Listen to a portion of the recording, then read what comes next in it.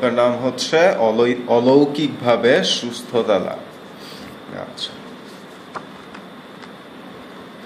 এবং এই বাইবেলে অনেক অনেক অলৌকিক ঘটনা আছে, এবং এইটা হচ্ছে নামান নামে একজন যোদ্ধার গল্প, এবং সেও অলৌকিকভাবে সুস্থ হয়েছিল।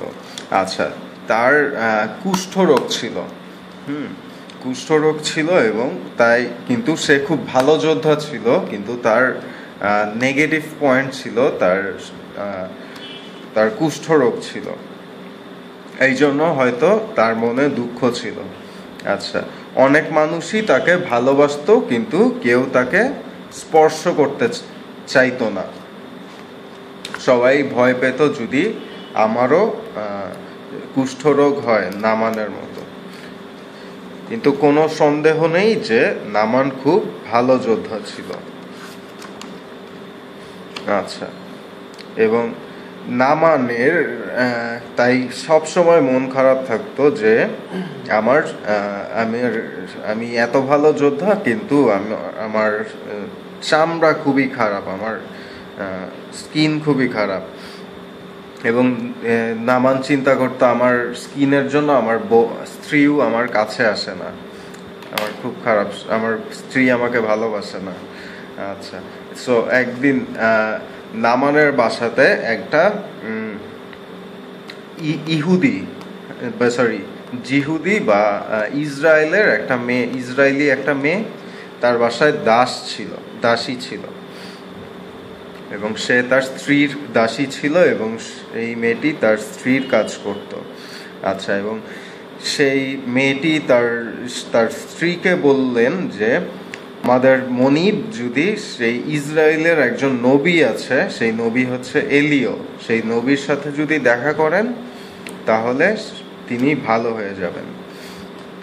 আচ্ছা, পরে নামান চিন্তা করলো যে হ্যাঁ, একটু চেষ্টা করে দেখি যদি সেই নবীর কাছে গিয়ে আমি ভালো হই।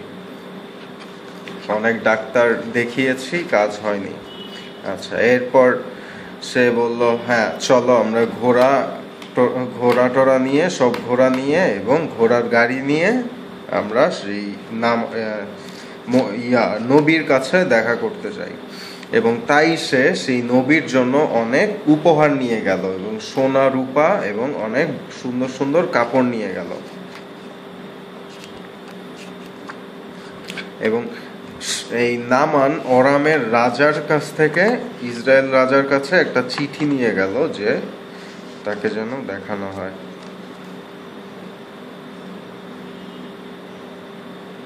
আচ্ছা, এরপর সেই ইসরায়েলের রাজা খুব ভয় পেয়ে গেলেন অরামের রাজার চিঠি পেয়ে, কারণ সেই চিঠিতে লেখা ছিল যে আমার সেনাপতি যেন সুস্থ হয়, আপনি তাকে সুস্থ করুন। তাই সে বলে আমার কাছে কেন এসেছো, আমি তো ডাক্তার না, ডাক্তারের কাছে যাও। তখন ঈশ্বরের লোক সেই ইলিশায় হ্যাঁ, সেই কথা শুনে তিনি নামানকে তার কাছে পাঠানোর জন্য রাজাকে একটা চিঠি পাঠালেন, যে রাজাকে বললেন যে নামানকে আমার কাছে পাঠান। তো ইলিশায় আচ্ছা, সো নামান যখন সেই ইলিশার বাসার কাছে গেল, তখন ইলিশায় তার দাসকে দিয়ে বলে পাঠালেন যে তাতে গিয়ে বলো যে জর্দন নদীতে গিয়ে 7 বার পানিতে ডুব দিতে, তাহলে সেই নামান সুস্থ হবে এবং সে নতুন চামড়া পাবে। এবং তাই সেই কথা শুনে নামান খুব রেগে গেলেন, এবং রামান রেগে গিয়ে বললেন আমি এখনই বাসায় চলে যাব, কারণ ইলিশায় আমার সাথে দেখা করেনি। আচ্ছা, তারপর সেই নামানের যেই সব বন্ধু ছিল তারা বললেন যে নামান, আপনার নবী যা বলেছেন তাই করা উচিত, কারণ এত দূর কষ্ট করে আপনি এসেছেন, নবীর কথা একটু শুনে দেখুন। আচ্ছা, এরপর নামান সেই জর্দান নদীতে 7 বার ডুব দিলেন, এবং ডুব দেওয়ার পর উঠে তার কুষ্ঠরোগ ভালো হয়ে গেল এবং সে বলছে, ও আমি তো দেখতে আমেরিকানদের মতো হয়ে গেছি। হ্যাঁ, এবং সবাই খুব খুশি, এটা কি আশ্চর্য ঘটনা। হ্যাঁ, নামান কিভাবে 5 মিনিটে সুস্থ হয়ে গেল। নামানের চামড়া ছোট ছেলের চামড়ার মতো সুন্দর হয়ে গেছে।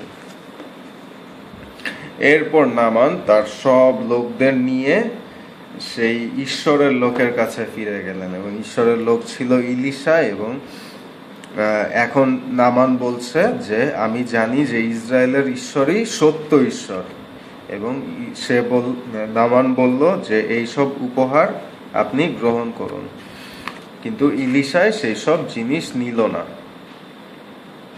কিন্তু তারপর নামান তার বাড়ির উদ্দেশ্যে রওনা হলেন, কিন্তু ইলিশার চাকর সেই সব তার খুবই লোভ হয়েছিল নামানের উপহারের প্রতি, এবং সেই চাকরের নাম ছিল গেহসি। এবং সে সেই উপহার নেওয়ার জন্য পিছন পিছন দৌড়ে গেলেন এবং সে গেহসি মিথ্যা কথা বলে কিছু উপহার নিয়ে গেলেন, বয়ে যেতে লাগলেন। আচ্ছা, এবং যখন সে ইলিশার কাছে গেলেন তখন তার শরীরে কুষ্ঠরোগ দেখা দিল এবং নামান বললেন যে তুমি পাপ করেছ লোভ করে, তাই ঈশ্বর নামানের রোগ তোমার মধ্যে দিলেন, এখন তুমি সেই রোগ সারা জীবন বহন করবে। সমাপ্ত।